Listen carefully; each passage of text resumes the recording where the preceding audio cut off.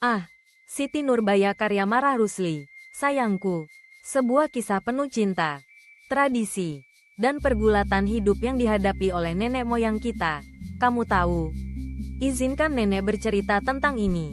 Dari hati seorang jiwa tua yang sudah melihat banyak musim dan banyak cinta, dan kehilangan, tentu saja. Dari perspektif spiritual, dalam cerita ini, Siti Nurbaya, gadis Malang itu, terperangkap oleh tradisi zamannya, merasa terjepit antara cinta dan kewajiban. Seorang pria kuat, Datuk Maringgih, memaksanya untuk menikah. Namun hatinya sudah menjadi milik cinta sejatinya, Syamsul Bahri. Secara spiritual, buku ini mengingatkan kita tentang perjuangan antara takdir dan kehendak bebas. Cinta Siti itu murni, tetapi terikat oleh rantai kehormatan keluarganya dan ekspektasi sosial. Dulu, kita percaya bahwa takdir itu seperti sungai, kadang membawa kita ke tempat yang kita inginkan, tetapi seringkali menyeret kita ke arah yang tidak kita kehendaki. Tapi, sayang, meskipun di hari-hari yang paling gelap sekalipun, buku ini mengajarkan kita bahwa jiwa selalu merindukan kebebasan dan kebenaran. Ketika cinta itu murni, bahkan dunia pun tidak bisa membunuhnya, meskipun mereka berusaha keras. Akhir tragis Siti Nurbaya menunjukkan kepada kita bahwa dalam hidup ini, kita seringkali harus memilih antara kenyamanan tradisi dan kebebasan hati. Berapa kali, tapi ingatlah, tak peduli betapa dunia berusaha membatasi kita, kebijaksanaan jiwa akan tetap bersinar. Seperti bunga lotus yang mekar di dalam lumpur, cinta dan harapan selalu menemukan jalan. Dari perspektif filosofis, secara filosofis, Siti Nurbaya adalah sebuah meditasi yang dalam dan menyakitkan tentang hakikat manusia. Ini memaksa kita untuk melihat konflik antara keinginan individu dan norma-norma sosial, antara yang lama dan yang baru, antara kebahagiaan pribadi dan kebaikan bersama masyarakat.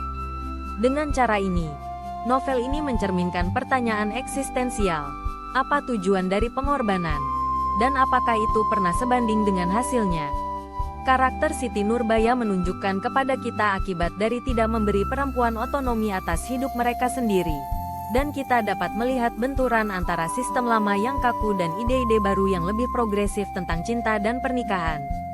Cara Siti melawan takdirnya adalah sebuah tindakan eksistensial, sebuah jeritan untuk kebebasan. Tetapi pada akhirnya dia adalah produk dari zamannya, seorang wanita yang terperangkap oleh ekspektasi budaya. Dan kamu tahu, perjuangan antara Siti dan Datuk Maringgih mengingatkan saya pada ketegangan yang kita rasakan hari ini, bahkan dalam masyarakat modern kita. Terkadang, orang, baik melalui posisi kekuasaannya atau dengan berpegang teguh pada tradisi, ingin mengontrol orang lain. Tetapi, lihatlah, kebijaksanaan sering datang dengan mempertanyakan fondasi sistem kontrol ini. Jika sebuah masyarakat tidak bisa berkembang dan menyesuaikan diri dengan semangat perubahan, maka ia berisiko mencekik jantung yang membuatnya tetap hidup. Dari perspektif sosial, sekarang kita sampai pada perspektif sosial, sayang. Siti Nurbaya menunjukkan kepada kita aturan-aturan sosial lama yang masih mempengaruhi cara kita hidup, bahkan hingga saat ini.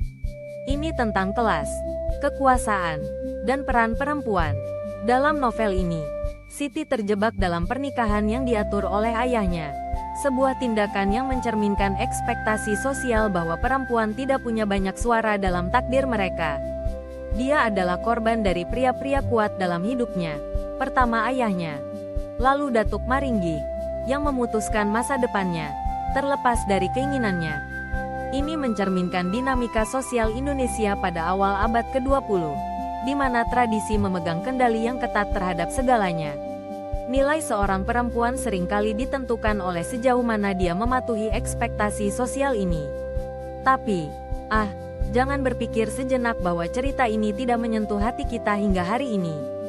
Kita masih melihat gema perjuangan Siti Nurbaya dalam kehidupan banyak perempuan sekarang ini, yang masih harus menavigasi antara harapan keluarga, norma sosial, dan impian pribadi. Saya melihat cerita ini, dan saya berpikir, inilah yang terjadi ketika masyarakat melupakan pentingnya kebebasan, terutama kebebasan perempuan. Masyarakat harus berubah. sayang, harus tumbuh untuk memungkinkan setiap orang mengikuti hatinya, selama itu tidak merugikan orang lain. Cerita ini mengingatkan kita akan pentingnya saling menghormati dan kebebasan dalam hubungan, sesuatu yang harus kita perjuangkan hingga saat ini. Bukan? Sekarang, bagian yang menyenangkan. Oh ya, jangan lupakan, ketika saya berpikir tentang bagaimana masyarakat bekerja, bagian lucu dari cerita ini mulai muncul. Lihat, kita mungkin tertawa melihat betapa tradisi yang lama bisa begitu keras kepala. Bagaimana para orang tua dalam cerita ini berpegang teguh pada aturan-aturan itu. Tapi bukankah itu benar? Siti Nurbaya menunjukkan kepada kita bagaimana setiap generasi harus berjuang dengan pertempurannya. Kita mungkin tertawa melihat bagaimana obsesi Datuk Maringgi dengan tradisi akhirnya berbalik merugikannya. Tapi mungkin ini adalah pengingat yang baik untuk tidak membiarkan siapapun mengendalikan hidup kita. Tidak peduli seberapa mewah gelarnya. Saya akan bilang kepada mereka, coba hentikan saya. Petik 2. Sebagai kesimpulan, Siti Nurbaya bukan hanya tentang takdir seorang gadis yang patah hati. Ini tentang kita, tentang masyarakat, tentang cinta, dan tentang perjuangan untuk apa yang benar. Mungkin sedikit tragis, tapi setiap air mata yang jatuh adalah langkah lebih dekat menuju kebebasan, bukan?